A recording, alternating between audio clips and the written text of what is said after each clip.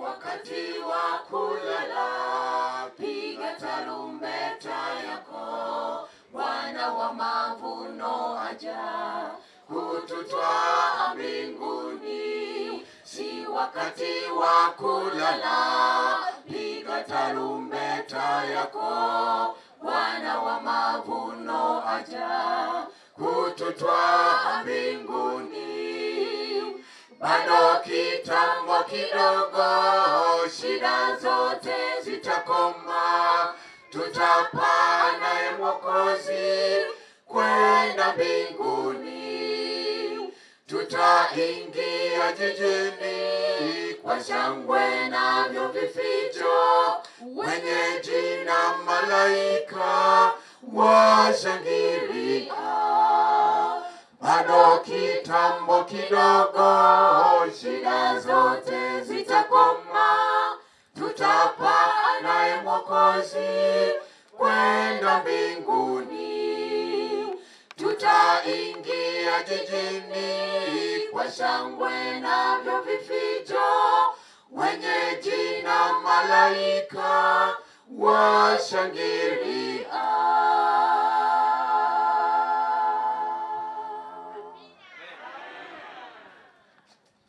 Nasemaje? Bwana wabariki sana waimbaji. Niliimba kwaya miaka ile. Nilianza kuimba na miaka 11. Ninajua changamoto ya waimbaji. Wakija kuimba wakarudi, unaweza ukahubiri hapa hayaingii.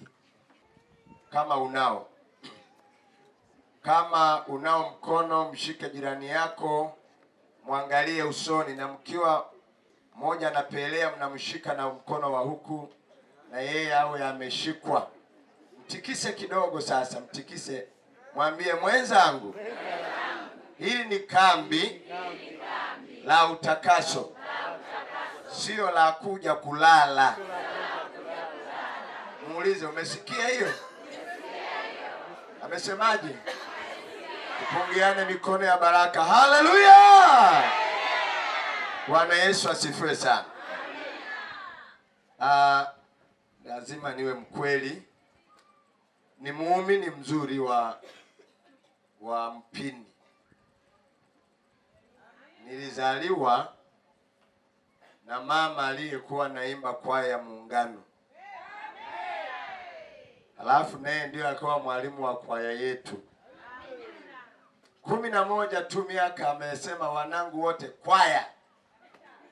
Sasa urudialele likitegeke. Togobi hatuketuku. Jamani, nilipokuta mnaimba nilishindwa kujizuia. Ikabidi hawa niwapige picha kwanza, niwarushe kwenye magrupu yangu. Ninadhani tutakuwa na kambi nzuri.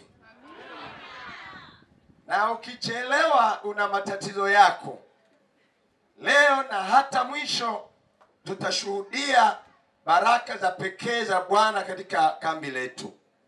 Kikubwa naomba tuendelee kuomba Mungu atujalie afya na utulivu ili tule na kushiba mezani pake. Basi tuombe. Mungu wetu na Baba uishie milele, asante kwa kipindi kilichopita. Basi ametuelekeza katika neno, na kwamba tukubali kulisoma neno na tukubali kuelekezwa na yaliyo katika neno, huku tukiwa wanyenyekevu. Tunashukuru sana kwa baraka za kipindi hicho. Na sasa pia kuna baraka zingine unatupa za kulijua kanisa lako. Tusaidie, kwa sababu tuna matatizo ya dhambi, na hivyo wakati fulani kusahau imekuwa sehemu ya maisha yetu. Kwa njia ya Roho Mtakatifu nena nasi, na kwa kweli tuko tayari kusikia.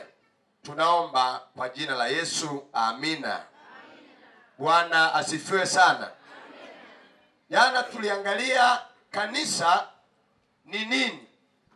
Tukaona kanisa lina majina mengi kutegemea na wakati na mahali. Katika Agano la Kale kanisa la Mungu limeitwa kwa majina mengi. Lilianza na jina la wana na binti za Mungu. Baadaye likaja jina wazao wa Ibrahimu, likaja jina wana wa Israeli, ndiyo kukaja wa Kristo. Lakini pia kulikuwa na majina katika unabii, ni mwanamke. Lakini pia kanisa ni mwili wa Kristo. Lakini pia kanisa liliitwa mzabibu mwema. Lakini pia kanisa liliitwa bibi harusi wa Kristo, mke wa Yesu. Naam.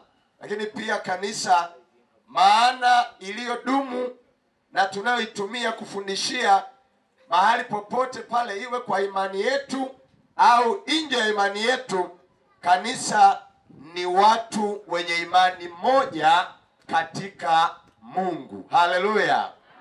Hivi tulivyo kama Waadventista wa Sabato, ni jumuiya ya waumini wenye imani moja, mafundisho ya aina moja na msimamo wa itikadi moja. Na ndio maana ikitokea tukawa na wenzetu ndani wasio na imani yetu moja, wasio na mafundisho yetu pamoja, tutawajua mapema sana. Wamekuwepo katika nyakati mbalimbali. Wako watu wameitwa Wasabato masalia, Wasabato mitume, Wasabato Tanganyika. Bado hawajatudhuru sisi Waadventista wa Sabato. Vile fulani mliona watu walidanganywa hivi. Jamaa amepita tu na makaratasi tu hivi ya typing. Ambia watu kanisa limeuzwa. Na sisi tulikuwa tunafuatilia sana, liliuzwa shilingi ngapi? Na hizo hela nani anatunza? Kwa sababu kumuuzia ndani ya kanisa mtu mzima kama wewe na mimi, eti ulishafanywa mnada na watu wanaamini. Na jana nikasema msingi wa kanisa la Mungu kwa vizazi vyote umekuwa juu ya Mungu mmoja, na huyo mmoja Mungu katika nafsi tatu, na zina ushahidi katika Biblia. Na msingi wa kanisa umeendelea hivyo kwa vizazi vingine, vikiamini katika neno na neno la Mungu peke yake. Sasa asubuhi ya leo tunaangalia hatua inayofuata, ambayo baada ya majibu kanisa ni nini, tuliangalia tukaona pia kanisa ni la nani. Tukitoka kanisa ni nini, tuliona kanisa ni la nani, tukaona ni la Mungu. Bwana asifiwe sana. Kanisa ni la Mungu. Likiwa la mchungaji, mtu fulani akasema hili ni la kwangu, hata kama uko mbali unanisikiliza, kama una mchungaji anakuambia kanisa hili ni la kwake, toka haraka njoo huku kwa kanisa la Mungu. Ni amina, ni hamuna? Amina. Maana wageni ndio wamechangamka. Abagenzi baratuntu baye. Omengo ni kijogojogo. Mnabaye ne? Banyakubaho. Mimi ni Muha wa Kisukuma au Msukuma wa Kiha. Kwa hiyo ni mzaliwa kabisa wa Bariadi, lakini niko vizuri kwenye eneo la Kiha. Sasa wasi mwe mnanipa amina. Amina. Kujua lugha ya watu ni kazi. Nimepokea pasta. Urakoze mwene wacu. Imani kuheza gire cyane. Imani haleluya. Bwana Yesu asifiwe sana. Tukaona kanisa ni la Mungu, na hivyo mwenye nalo anajua alikolitoa, lilipo na anakolipeleka. Na sisi tuna hakika tuko kwenye eneo salama. Bwana asifiwe sana. Leo tuangalie kanisa la Mungu sasa katika wakati wa Agano la Kale. Kanisa katika wakati wa Agano la Kale. Ndio kanisa la Mungu katika hizo zama zote. Jana tukaona lilianza na Mungu. Baadaye Mungu akatafuta waumini kwa njia ya uumbaji. Akampata muumini wa kwanza aliyeitwa baba yetu Adamu. Ndio maana tunaitwa wanadamu. Tunatokana na binadamu. Ni bini Adamu sisi. Na akatokea wa pili akaitwa mwanamke Eva, Hawa. Katika hawa wawili ndio walikuwa waumini wa kwanza kabisa wa kanisa la Mungu. Na Mungu mwenyewe akiwa mchungaji wao aliwahudumia kila Sabato. Semeni amina. Akiwahubiri na kuwafundisha. Lakini kama mlivyoona katika uumbaji kulikuwa na giza. Hii ilikuwa ni ishara na utabiri kwamba dunia yetu kwa vyovyote inaanguka, kwa sababu Mungu ni nuru. Na ndio maana mkisoma Ufunuo 21, wakati Mungu anapokwenda kuumba mbingu mpya na nchi mpya, Yohana akiangalia katika unabii anasema katika mbingu mpya hakutakuwa na usiku. Siku zote ni mchana, na mwana kondoo ndiye jua letu. Haleluya. Sayari yetu ilitabiriwa ingeanguka tu. Kwa hivyo wakati Adamu na Hawa wameumbwa, hawajazaa hata watoto, wakaanguka katika dhambi. Na walipoanguka tukaona Mungu akawatokea, kwa sababu ndiye source, ndiye chanzo. Na hivyo alikuwa anajua lazima awasaidie. Sheria ilitamka kila atakaye mkitenda dhambi, msipotii, mtakufa hakika. Lakini Mungu hakuwaua mara baada ya dhambi. Na hiyo inatajwa ilikuwa ni neema. Ilikuwa ni neema. Washiriki katika Agano la Kale wamethibitika na imani kuhusu mpango wa wokovu ambao ni katika dhabihu. Na Mungu ndiye aliyetoa dhabihu ya kwanza. Mwanzo 3:21. Msomaji aliyekuwa anasoma kipindi fulani hivi, na kama hayupo rafiki yetu wa jana, unaweza kutusomea pia. Mwanzo 3:21. 3:21 Mwanzo. Maiki ni nyingi zimekaa tu somewhere. Mpeni maiki hapo, mtumishi wa Mungu asome pamoja nami, lakini si lazima moja. Ndio.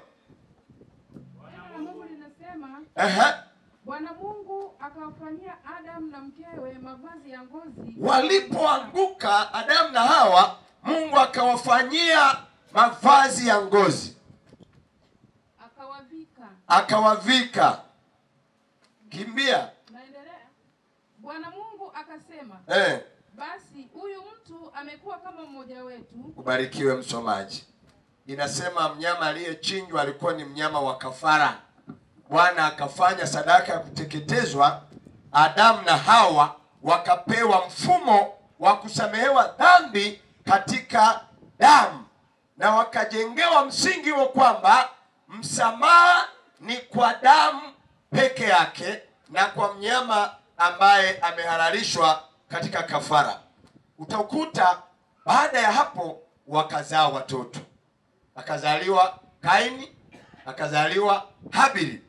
Habili na Kaini wakaelimishwa na wazazi wao ambao ni Adamu na Hawa. Wakawaambia tutasamehewa kwa njia ya kafara peke yake.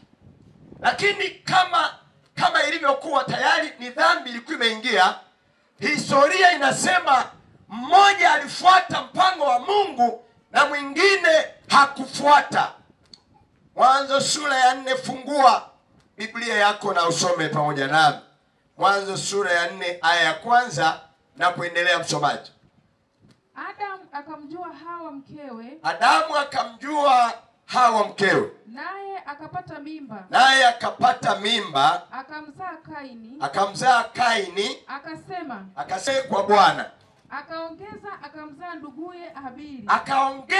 Akamzaa na ndugu yake Habili.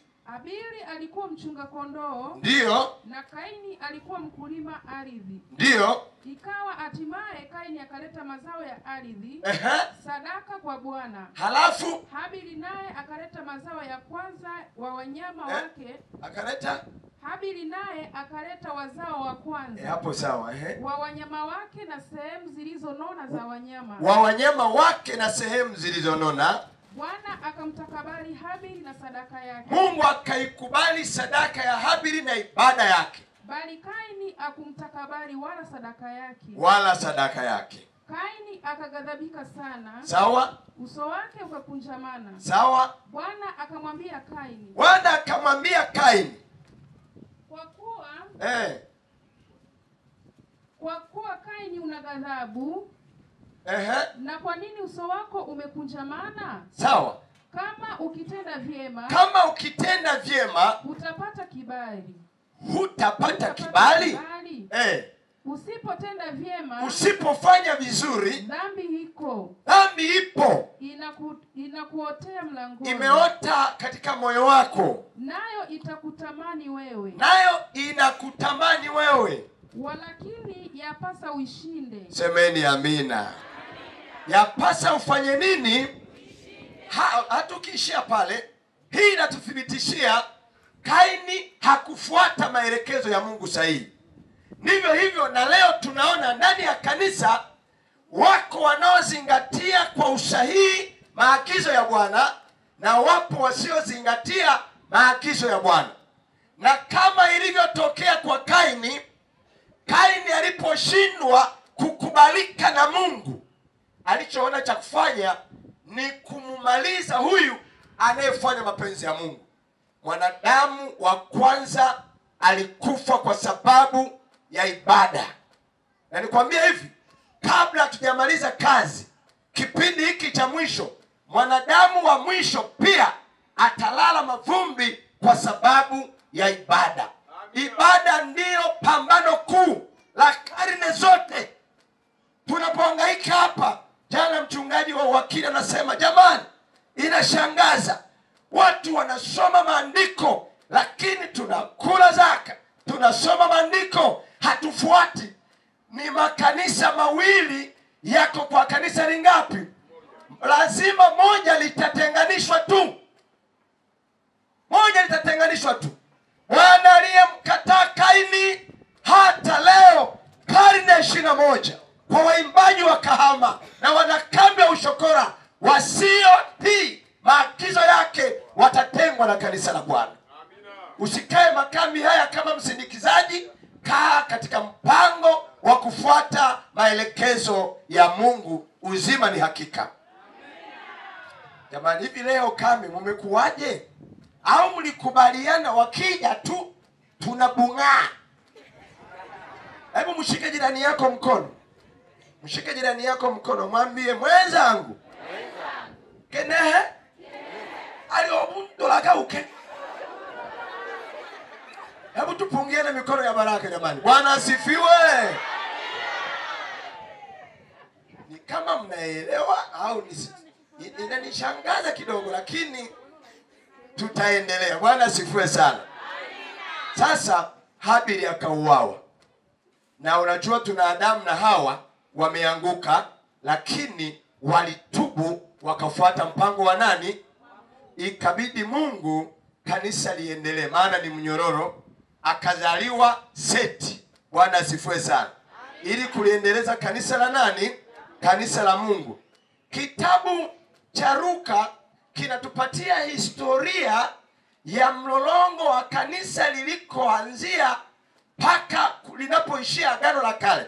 Agano la Kale linakoma Yesu anapokuja, linakoma. Na leo nataka tumalizane na Agano la Kale ili kesho tuanze kanisa la Mungu katika Agano Jipya. Ndio. Sasa msomaji hapa nitataka ukimbie Luka sura ya 3 fungu la 23 hadi 38. Soma vizuri. Hapo tunapata mtiririko kanisa lilikoanzia, wa kwanza mpaka wa mwisho. Ingawa Luka yeye ameanzia na yule wa mwisho kwenye Agano la Kale, anakuja anamalizia na yule wa kwanza, bado mtiririko wake sio mbaya. Soma nami msomaji. Luka 3:23 inasema na Yesu mwenyewe alipoanza kufundisha alikuwa amepata umri wake kama miaka. Hivi kwa nini hiyo mic haisemi vizuri? Ina kifua kikuu. Sasa njoo huku, umepanda cheo, njoo usomee huku, hii inasikika. Huwezi kusomewa na mtu wa namna hii asije mbele. Naonekana hapo kama kuna minyoo ya maiki. Ngoja aje huku mambo yaende. Hebu mpeni amina kwanza. Soma sasa, maana wanaume wamefiata mkia wasomi. Na si ndio vilivyokuwa kwa Ellen G. White. Wanaume wawili alisema pastor, una elimu zao, wakagwaya. Mama akashika hatamu. Leo tuna roho ya unabii. Twende mama. Na Yesu mwenyewe alipoanza kufundisha hapo sasa alikuwa amepata umri wake kama miaka 30. Umri wake ilikuwa kama miaka 30.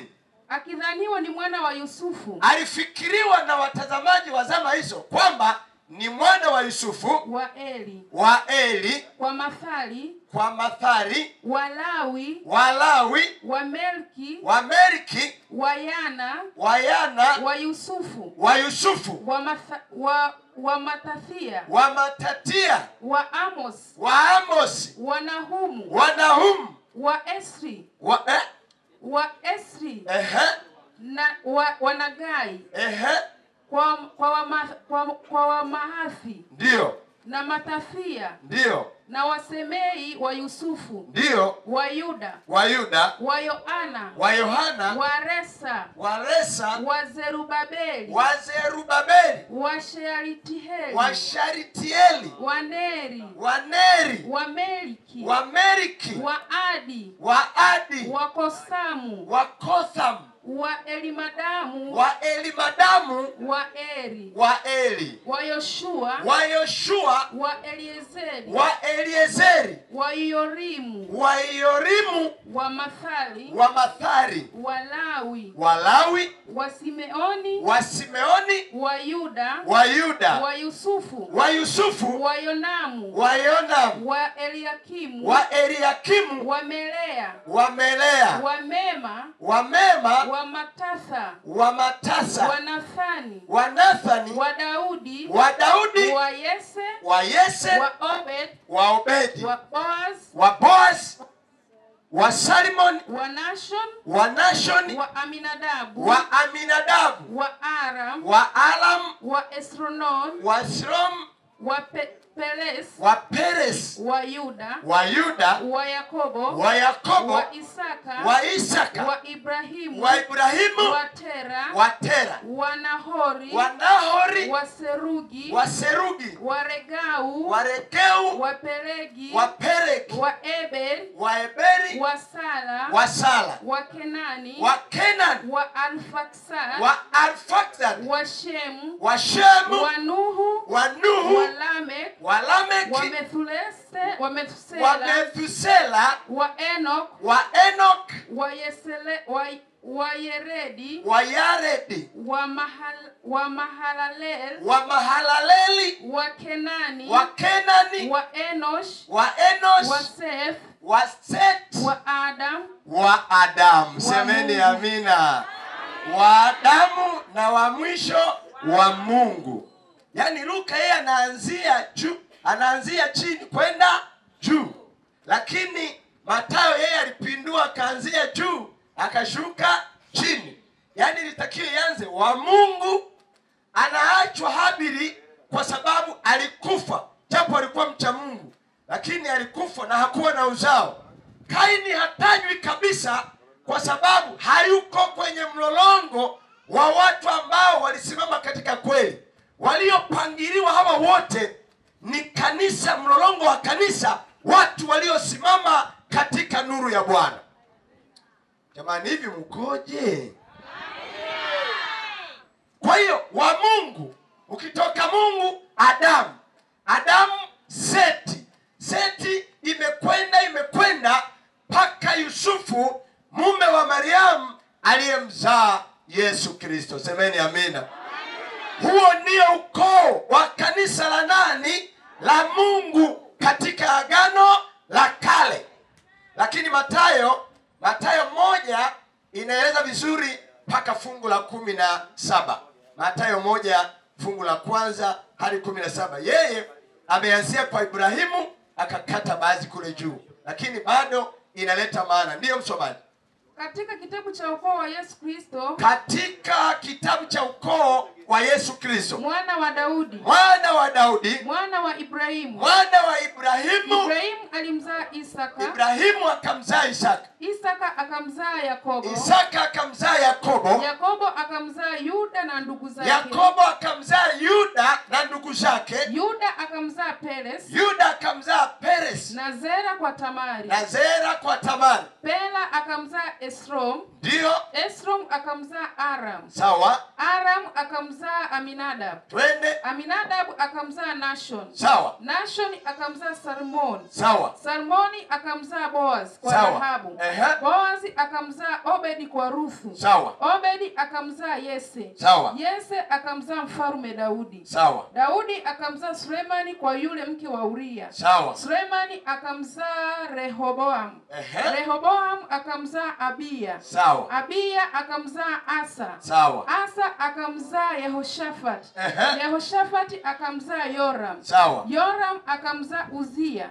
Uzia akamzaa Yotham. Yotham akamzaa Ahazi. Ndio. Ahazi akamzaa Ezekia. Ezekia akamzaa Manase. Manase akamzaa Amon. Ndio. Amoni akamzaa Yosia. Ndio. Yosia akamzaa Yekonia na ndugu zake. Wakati ule uhamisho wa Babeli. Kati wa uhamisho wa Babeli. Na baada ya ule uhamisho wa Babeli, Yekonia akamzaa Shealtieli. Sawa. Shealtieli akamzaa Zerubabeli. Sawa. Zerubabeli akamzaa Abiudi. Sawa. Abiudi akamzaa Eliakimu. Sawa. Eliakimu akamzaa Azor. Sawa. Azori akamzaa Sadok. Sawa. Sadok akamzaa Akimu. Ndio. Akimu akamzaa Eliudi. Ndio. Eliudi akamzaa Eliazari. Ndio. Eliazari akamzaa Matani. Ndio. Matani akamzaa Yakobo. Ndio. Yakobo akamzaa Yusufu mumewe Mariamu aliyemzaa Yesu aitwaye Kristo. Semeni amina. Kumbe kanisa la Mungu lina ukoo wake. Na jana nikasema ukikutana na mtu njiani ukamuuliza unatoka wapi, na akakujibu sijui, akikujibu sijui, pia usimuulize, kwa sababu yeye asiyejua alikotoka pia hajui anakokwenda. Na hii imekuwa ni lazima tunapata waumini wapya. Kuna watu wamebatizwa mwaka jana hawaelewi chochote. Hapa utakuta wale wazoefu wa kanisa wanalala tu. Damani naye nayo dala ngwano. Sasa hata kama umefundishwa mno, mbona na wewe unakulaga kila siku hujaacha kula? Ulishaacha kula? Jamani, Bwana Yesu asifiwe. Amina. Bwana ni mwema wakati wote. Wakati wote. Bwana ni mwema. Haleluya. Amina. Kwa hiyo kanisa la Mungu lina ukoo wake ambao ni mnyororo. Kuna kitabu kimoja kinaitwa Walioitwa Wateule. Kimeandika vizuri historia ya kanisa. The called, the chosen. Mwandishi amepangilia vizuri matukio na anamalizia kila sura, anasema Bwana ana waaminifu wake katika kila kizazi. Wakati wewe unachagua kuvunja sabato, Bwana anawatunza sabato wema hata sasa. Wakati wewe unavunja amri ya 7 ya usizini, unaendelea kutobanga wanawake. Kuna watu hawatazini kwa sababu wanamcha Mungu wao. Wakati wewe unakula zaka, unapiga, maana roho ya unabii inasema, kitabu cha mjumbe wa Mungu kinaeleza kwamba mtu anayekula zaka anamsukuma Mungu atoke kwenye kiti cha enzi. Maana yake yeye akaepo, awe Mungu yeye. Kila ulipokula zaka unamsukuma Mungu kwenye kiti cha enzi. Lakini pamoja na shida hiyo, waaminifu wa Mungu watatoa zaka mpaka dakika ya mwisho. Kwa hiyo Mungu hajuti kuitwa Mungu wao, maana amekwenda kuandalia makao na wanatumaini lisiloharibika. Bwana asifiwe sana. Kanisa la Agano la Kale liliamini katika amri 10 za Mungu, na ni amri peke yake. Kitabu cha Mwanzo 26 na aya 5, msomaji. Twende tu hivi maana hakuna namna. Changamka muda wangu. Mwanzo 26 aya ya 5. Umezinduka sasa. Ila umezinduka sasa. Kipindi cha pili. Ndio. Kwa sababu Ibrahimu alisikia sauti yangu, akayahifadhi maagizo yangu na amri zangu na hukumu zangu na sheria zangu. Semeni amina. Ibrahimu anatajwa aliyahifadhi maagizo ya Bwana, sheria za Bwana, amri za Bwana na hukumu za nani? Hii inatudokeza kwamba amri zilikuwepo tangu uumbaji. Na ingekuwa sio hivyo, Adamu na Hawa wasingetenda dhambi. Wangetajwa wamevunja amri ipi ikiwa hazikuwepo? Leo atapata shida sana mchukua matukio, maana ndiyo hali yenyewe. Jamani, Bwana asifiwe sana. Tunaweza kuendelea tu hivi maana liko kichwani somo. Haleluya Bwana. Kwa hiyo watu wa Agano la Kale waliishi kwa kutunza amri za nani? Jambo ambalo limekuwa ni imani katika imani za msingi za kanisa hili. Kama kuna kanisa linakataa uwepo wa amri, halitembei kwenye nyayo za mitume na manabii, hilo sio kanisa la Mungu. Hilo sio la Mungu. Na Zaburi hiyo soma Zaburi sura ya 78 anzia mstari wa 2 hadi wa 6. Zaburi 78 fungu la 2 hadi la 6. Neno la Mungu linasema, nifunue kinywa changu kwa misali, niyatamke mafumbo ya kale, mambo tuliyosikia na kuyafahamu. Hebu rudia pale, patamu hapo. Hapo. Mambo tuliyosikia na kuyafahamu, ambayo baba zetu walituhadithia. Ndio.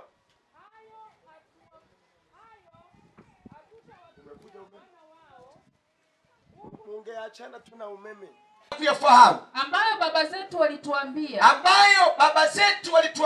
Hayo hatutawaficha wana wao. Hayo hatutawaficha wana wetu. Huku tukiwaambia kizazi kingine. Sifa za Bwana. Na nguvu zake. Na mambo yake ya ajabu aliyoyafanya. Tulia msomaji. Hii inamaanisha nini? Kila kizazi kilipokea kijiti kutoka kizazi kingine. Waliokuwepo waliwaambia watoto wao, Mungu ana amri 10. Kizazi kikapita, wakaambiwa kizazi kingine.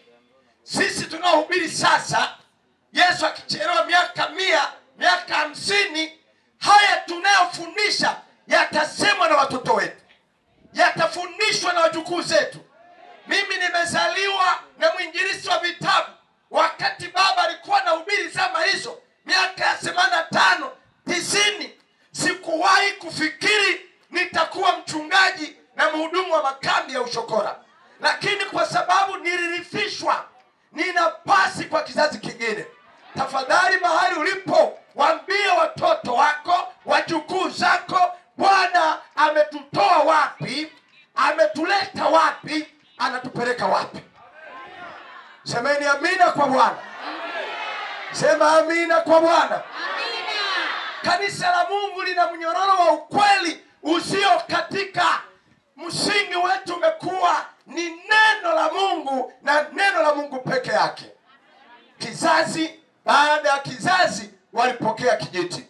Kitabu cha Yoeli sura Yoeli sura ya kwanza.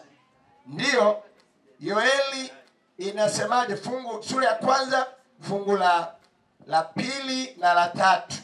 Neno la Mungu linasema, sikieni haya. Sikieni haya. Enyi wazee. Enyi wazee. Sikilizeni. Sikilizeni. Enyi wenyeji wote wa nchi. Nyinyi wenyeji wote wa nchi. Je, mambo haya yamekuwako katika siku zenu? Haya mambo yaliyopo katika siku zenu au katika siku za baba zenu? Hivi haya leo tunayosoma leo, naomba mjibu kama mkutano.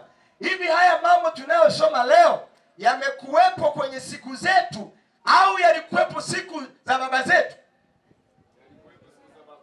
Yamekuja kipindi chetu hiki au yalikuwepo tangu siku za baba zetu?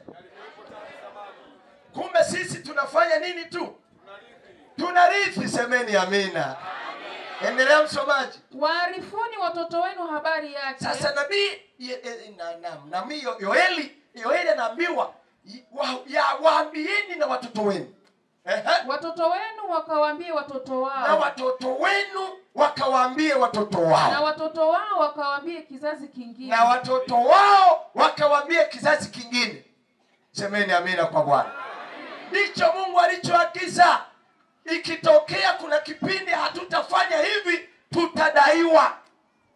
Na wakati fulani Musa akisema na Waisraeli anasema, sikiza Israeli, Bwana Mungu wetu ni Bwana mmoja, nawe umpende Bwana Mungu wako kwa moyo wako wote na kwa roho yako yote na kwa akili zako zote. Na akakazia, na maneno haya uyafunge yawe dalili, uyafundishe kwa watoto wako kwa bidii. Kizazi cha wapagani kinatokana na mzazi mpagani. Watoto wanaolelewa na mama na baba mvunja sabato watarithi kuvunja sabato. Watoto wanaolelewa na baba mzinzi na mama mzinzi watarithi zina. Utoacho ndicho kitakachorithiwa. Hakuna njia mkoto mahali hapa. Lazima tukae mkao wa kuandaa kizazi cha kanisa kuendeleza mnyororo huu wa ukweli uliodumu kizazi baada ya kizazi. Katika Agano la Kale nilipewa mambo mengi. Warumi 9 msomaji. Warumi 9 msomaji, aya ya kwanza hadi pale nitakuzuia. Warumi 9 aya ya kwanza hadi pale nitakuzuia. Ndio. Neno linasema nasema kweli katika Kristo. Sisemi uongo. Wakili wa kugonga mwisho ila kuanza hamna. Umeniibia dakika zangu 20 za mwanzo ila mwishoni mwaminifu. Sawa. Twende mama. Nasema kweli katika Kristo. Nasema kweli katika Kristo. Sisemi uongo. Dhamiri yangu ikinishuhudia katika Roho Mtakatifu. Dhamiri yangu inanishuhudia katika Roho Mtakatifu ya kwamba nina huzuni nyingi. Na maumivu yasiyokoma moyoni mwangu. Kwa maana ningeweza kuomba niharimishwe. Mimi mwenyewe niharimishwe na kutengwa na Kristo kwa ajili ya ndugu zangu. Nani?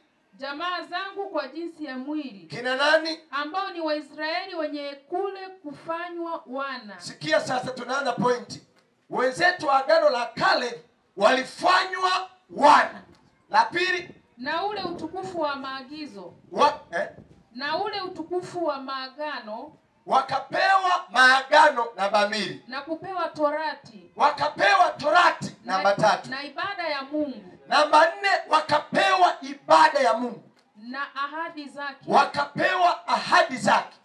Ambao mababu ni wao. Na katika hao alitoka Kristo. Semeni amina. Na katika hao alitokea nani? Kristo. Kwa hao wa nani? Waisraeli. Bwana asifiwe sana. walipewa maagano yako kwenye Biblia, wakapewa ahadi, wakapewa sheria, ambayo ni Torati, wakapewa ibada, na sisi tu mashahidi wa mambo hayo. Agano la Kale likaongozwa na Bwana. Bwana alipoona dhambi imekolea sana, akainua manabii. Alipoinua manabii, anasemaje? Kitabu cha Hosea 12 fungu la 10 na la 13. Hosea 12 fungu la 10 na 13. Neno la Mungu linasema. Neno la Mungu linasema, tena nimenena na manabii, tena nimesema na manabii, nami nimeongezeka maono, nami nimeongeza maono, na kwa kwa utumishi wa manabii, na kwa utumishi wa manabii nimetumia mifano. Nimetumia mifano. 13. Je, 13 fungu la 13. Na kwa nabii, Bwana alimtoa Israeli katika Misri. Bwana alimtoa Israeli Misri kwa mkono wa nabii, na kwa mkono wa nabii alihifadhiwa. Semeni amina. Kanisa linaongozwa kwa mkono wa nini? Wa manabii. Na ndio maana katika Agano Jipya tunakuja kukutana na nabii wa siku za mwisho, Ellen G. White. Hili ndilo kanisa pekee lenye karama ya unabii. Haleluya! Kwa sababu limeongozwa kwa mkono wa manabii katika vizazi vyote. Mungu amejifunua kwa watu wake, anaendelea kujifunua hata sasa. Mnyororo wa ukweli umeendelea bila kukatika. Tunamaliza na Zaburi 77 aya ya 20. Zaburi 77 aya ya 20. Ndio 77 Zaburi aya ya 20. Neno la Mungu linasema, Biblia inasema, aliwaongoza watu wako kama kundi. Uliwaongoza watu wako kama kundi. Uliwaongoza watu wako kama kundi kwa mkono wa Musa na Haruni. Mkono wa Musa na Haruni. Bwana asifiwe sana. Na sasa Bwana anafanya hivi kwa utumishi wa wachungaji, wazee wa makanisa. Wanaendelea kusoma maneno, wakirithisha kizazi baada ya kizazi. Kanisa limetoka tangu uumbaji mpaka Yesu anazaliwa, linaongozwa na Bwana kwa mkono wa manabii, kwa neno lake. Msingi wake umekuwa ni neno la Mungu na neno la Mungu peke yake. Na ndivyo tunavyoamini hata sasa. Ninafikiri unaweza ukawa na swali, na kwa sababu muda si rafiki na mimi nilikuwa nimeibiwa dakika 20, naomba uandike swali lako. Usisahau kipindi changu cha kwanza kesho, nitaanza na maswali yenu ikiwa mnayo. Ukiona nimeketi tu mahali, nileteeni maswali yenu. Sitakuwa na muda wa kuwaruhusu. Tumetumia dakika 4 za kipindi cha mgawanyiko. Asanteni sana, na tusimame tuombe. Nikuombe msikilizaji wangu, katika kanisa la Bwana, historia imetoka uumbaji, limepokea kijiti, leo liko hapa kwetu. Je, sisi tutathibitika leo karne ya 21 kwamba tutasimama katika nuru walioiamini mitume na manabii? Swali ni hilo kwako na kwangu, lakini ninakuombea Bwana kusaidie kufanya hivyo. Tuombe. Baba yetu wa mbinguni, asante kwa ufunuo pekee juu ya kanisa lako ambalo ulianzisha mwenyewe, nawe ndiye utakalo lihitimisha. Tunaziona dalili za nyakati na majira zikituambia hakika uko njiani, unakuja. Tusaidie kuishi kwa tumaini siku zetu za mwisho. Kwa jina la Yesu, amina.